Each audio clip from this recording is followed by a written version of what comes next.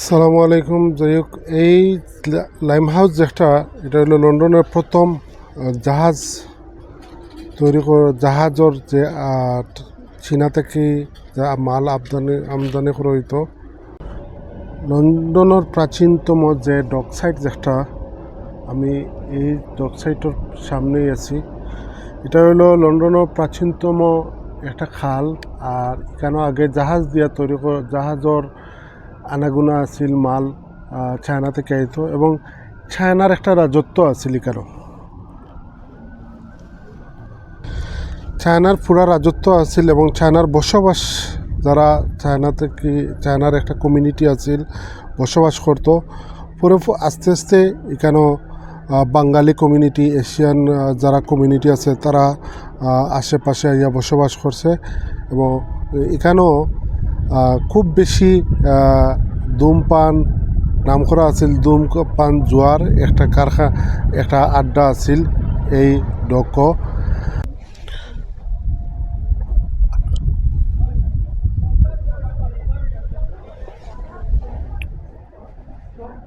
বোটগুলা বাড়া দেওয়া হয় এবং এই বোর্ডও বাড়া দেওয়া হয়। এখানে টেমস নদীর সাথে যুক্ত করা হয়েছে এই খালটা।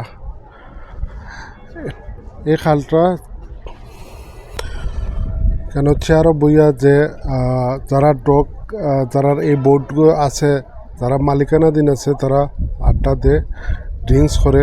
কেন আগেও আছিল একটা আখড়া,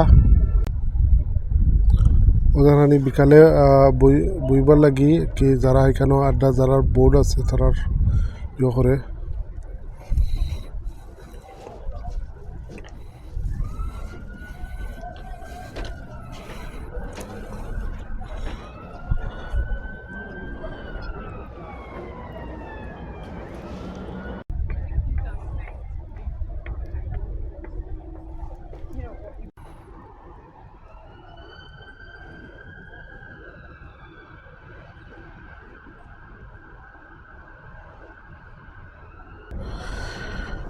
কেন এখন বর্তমানে বাঙালি কমিউনিটির রাজত্ব, কারণ আশেপাশে যে বিল্ডিংগুলো দেখা সবও কিন্তু লাইম হাউস নামে পরিচিত, টাওয়ার হ্যামলেট ইস্ট লন্ডনের।